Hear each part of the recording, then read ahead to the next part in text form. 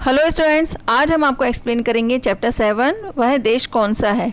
इससे पहले हम आपको एक्सप्लेन करेंगे उनके जो राइटर हैं उस कविता के कवि परिचय से हम आपको अवगत करा दें। इस कविता के कवि हैं राम नरेश त्रिपाठी जी।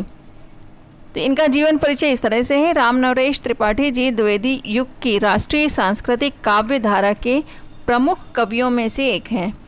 इनका जन्म उत्तर प्रदेश के कोयरीपुर गांव में सन 1881 में हुआ था। इनके पिता रामायण के प्रेमी थे और इस बात का इन पर गहरा प्रभाव पड़ा था। त्रिपाठी जी ने हिंदी, बंगला और अंग्रेजी का अच्छा ज्ञान प्राप्त किया था और सामाजिक तथा राष्ट्रीय कार्यों में योगदान देने लगे थे। इन्हें भ्रमण में बहुत रुचि थी। भारतीय रियासतों के अनेक राजा महाराजाओं से इनकी मित्रता भी थी। उन्हीं के साथ ही वे भ्रमण के लिए जाया करते थे। उन्होंने 20,000 किलोमीटर पैदल यात्रा भी की थी। इस यात्रा के दौरान उन्होंने हजारों ग्राम गीतों का संकलन भी किया था। सन 1962 में एक महान कवि राम नरेश त्रिपाठी जी इनका निधन हो गया था। राम नरेश त्रिपाठी जी की साहित्यिक रचनाएं जो हैं उनमें से प्रमुख हैं पथिक, मिलन और स्वप्न, ये इनके खंड काव्य हैं। मानसी इनकी स्फुट कविता संग्रह है। कविता कौमुदी, गाम्य गीत, ये संपादित संकलन में है इनके। गोस्वामी तुलसीदास और उनकी कविता आलोचना की श्रेणी में है। इनकी रचनाओं में नवीन आदर्श और नवयुग का संकेत स्पष्ट दिखाई देता है।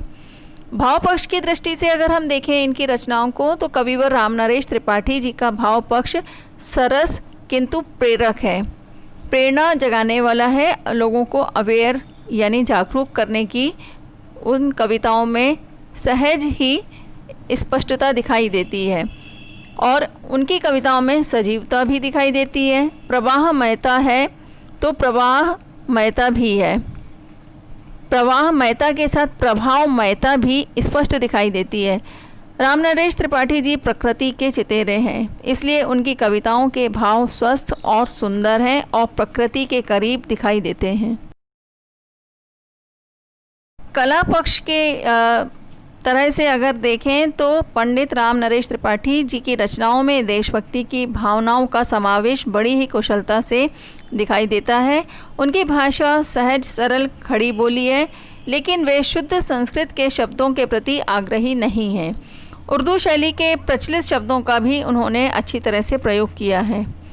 साहित्यिक दृष्टिकोण से अगर हम देखें तो साहित्य में इनका स्थान, त्रिपाठी जी ने साहित्य के क्षेत्र में विविध रूपों में महत्वपूर्ण कार्य किया है। इन्होंने हिंदी, उर्दू, संस्कृत और बंगला के प्रतिनिधि काव्य संकलनों का संपादन भी किया है। बाल कथा कहानी के नाम से इन्होंने रोचक और शिक्षाप्रद कहानियों के कई संग्रह बच्चों के लिए तैयार किए हैं। इन्हें हिंदी बाल साहित्य का जनक कहना अतिशयोक्ति नहीं होगा और ना ही गलत होगा। वह देश कौन सा है कविता जो हम आपको एक्सप्लेन करने जा रहे हैं उसके बारे में पहले हम उसका सार आपको बता दें। प्रस्तुत कविता वह देश कौन सा है पंडित राम नरेश त्रिपाठी जी की देशभक्ति के ऊंचे स्वर को जगाने वाली सरस कविता है। इस कविता में भारत देश की प्राकृतिक संपदा, संपन्नता, सुंदरता और रोचकता का भरपूर दर्शन और ज्ञान देने का सार्थक प्रयास किया गया है। कवि के अनुसार भारत देश मनमोहिनी प्रकृति की गोद में स्वर्ग के समान सुखों को फैलाए हुए हैं। समुद्र उसके चरणों को धोता रहता है। हिमालय उसका मुकुट है, अर्थात हिमालय जो है ऊपरी हिस्से में भारत के दिखाई देता है, जो मुकुट की तरह दिखाई देता है। हमारे भारत के नक्शे को अगर हम देखें तो हिमालय मुकुट के समान दिखाई देता है और जब नीचे की तरफ जो नक्शा है तो उसमें हमारे भारत के नक्शे में नीचे समुद्र और महासागर हैं, जो हमारे भारत के नक्शे में स्पष्ट दिखाई देते हैं कि जैसे भारत माता के वो चरणों को धो रहा है समुद्र। इसलिए समुद्र उसके चरणों को धोता रहता है और हिमालय उसका मुकुट है। उसकी नदियाँ अमृत की धारा बहाती हैं। उनकी वनस्पतियाँ रस भरे फल कंद से लदी हुई हैं। रात दिन खिलते हुए मुस्कुराते रहते हैं। चारों ओर हरियाली है और आनंद उमड़ रहा है। भारत देश की धरती अनंत धन से भरी पड़ी है।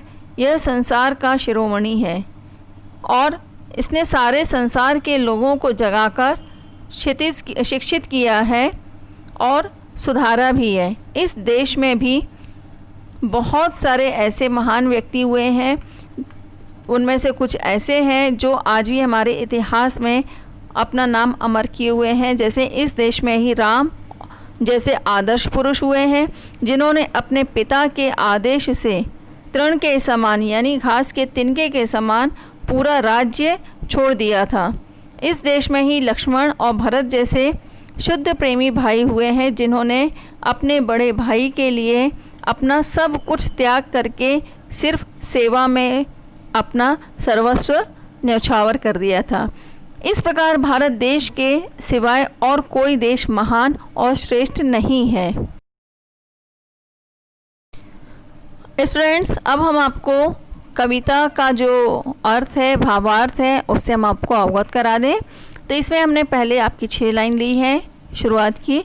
मनमोहिनी प्रकृति की गोद में जो बसा है, सुख स्वर्ग सा जहाँ है, वह देश कौन सा है। जिसका चरण निरंतर रत्नेश धो रहा है, जिसका मुकुट हिमालय, वह देश कौन सा है। नदियाँ जहाँ सुधा की धारा बहा रही हैं, सींचा हुआ सलोना, वह देश कौन सा है। बहुत ही खूबसूरती से इन्होंने ये पंक्तियाँ लिखी हुई है। इसका संदर्भ हम इस तरह से लिखेंगे। प्रस्तुत पद्यांश हमारी पाठ्य पुस्तक हिंदी सामान्य में संकलित पंडित राम नरेश त्रिपाठी द्वारा रचित कविता वह देश कौन सा है से ली गई है। प्रसंग इस तरह से लिखेंगे। प्रस्तुत कविता के अंश में भारत देश की सुंदरता और सुंदर छटा का चित्र बहुत ही खूबसूरती से प्रस्तुत किया गया है। प्रस्तुत पद की जो व्याख्या लिखेंगे वो इस तरह से लिखेंगे कि प्रस्तुत पंक्तियों के माध्यम से कवि ने यह कहने का प्रयास किया है कि जो मनमोहक प्रकृति की गोद में विराजमान है, जहाँ स्वर्ग के समान सुख फैला हुआ है, वह देश कौन सा है, यानी वह देश भारत ही है। जिसका चरण हमेशा समुद्र धोता रहता है। पंक्ति में लिखा गया है रत्नेश, रत्नेश यहाँ समुद्र के लिए बोला गया है।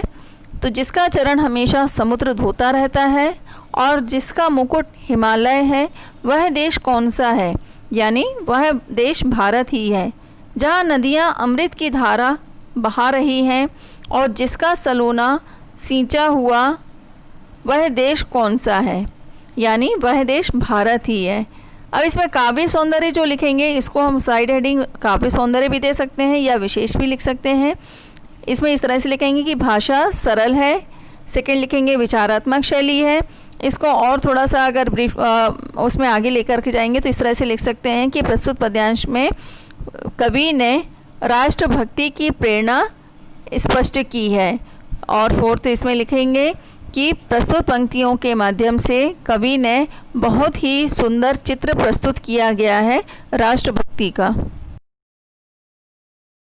इसमें द्वितीय पद जो है उसको हमने यहाँ तक लिया है कि जिसके बड़े रसीले फल कंद नाज मेवे, सब अंगने सज हैं, वह देश कौन सा है।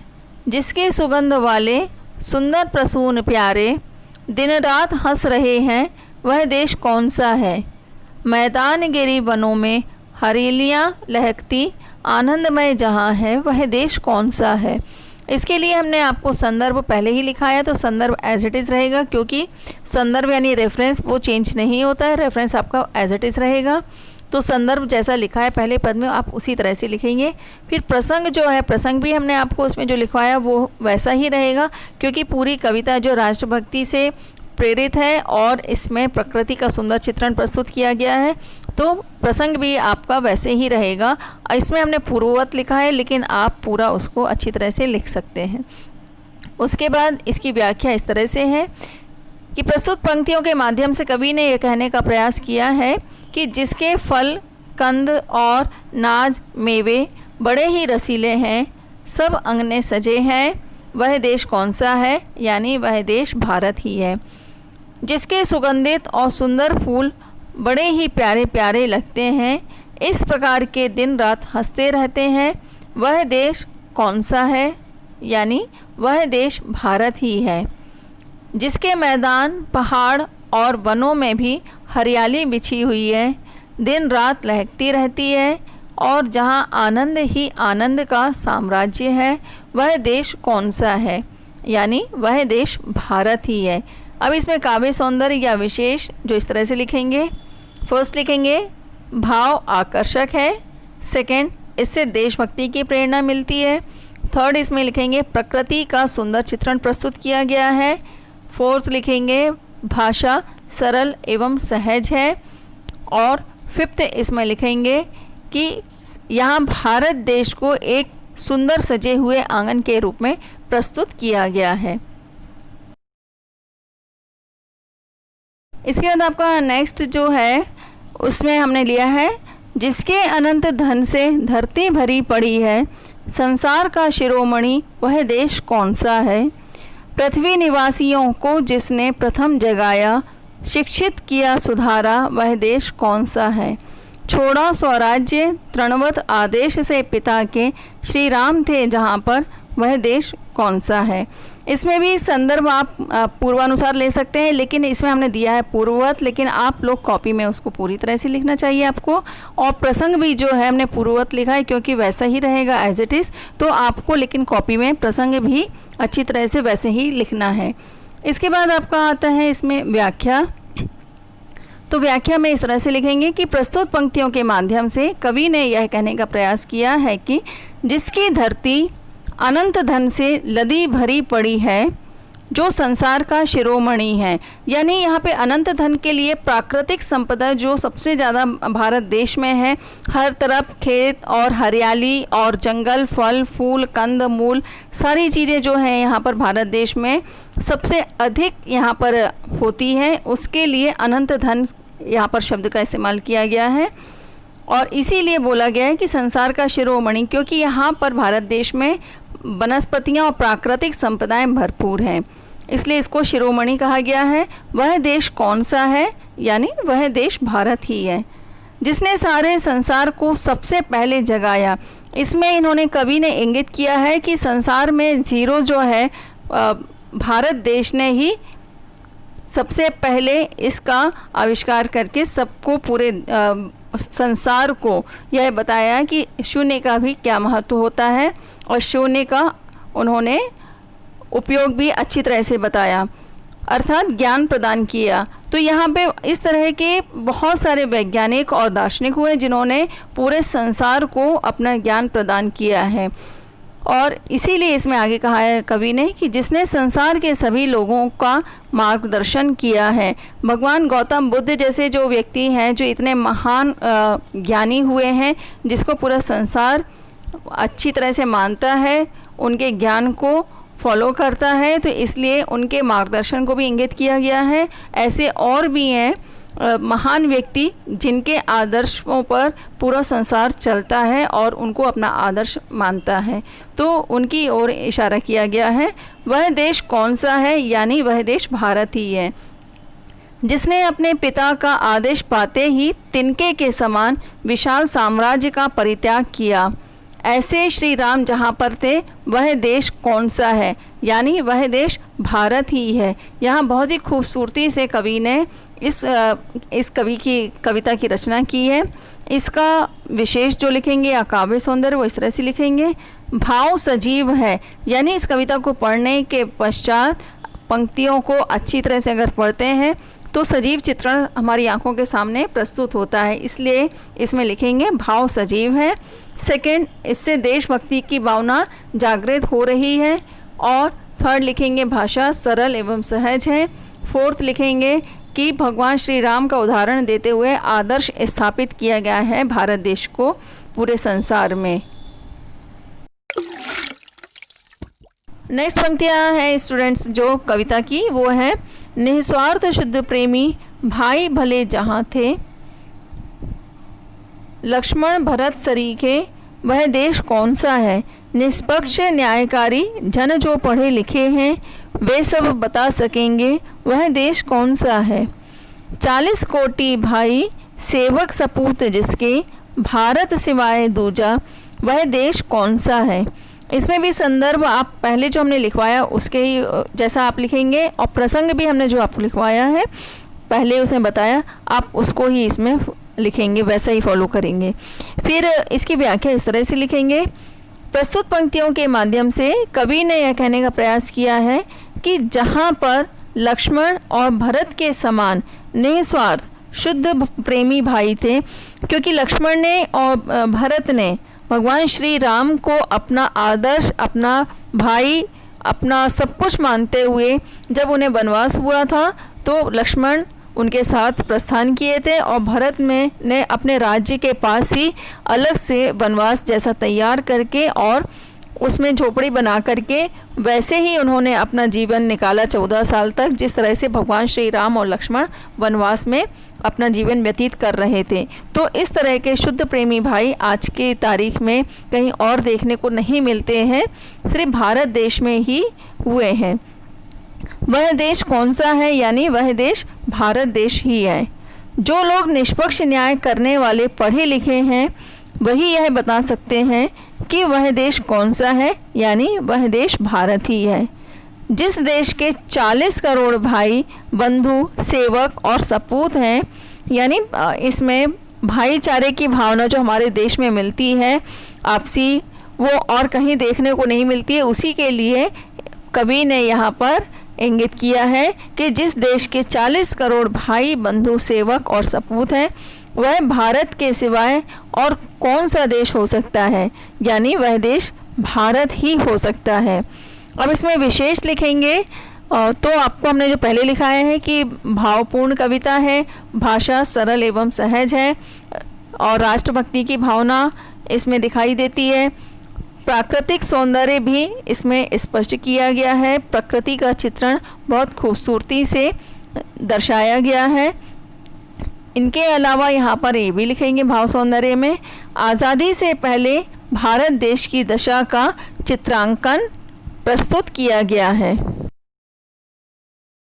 और इसमें आगे लिखेंगे काव्य सौंदर्य में भारतीयों में देश प्रेम की भावना भरने का भरपूर प्रयास किया गया है।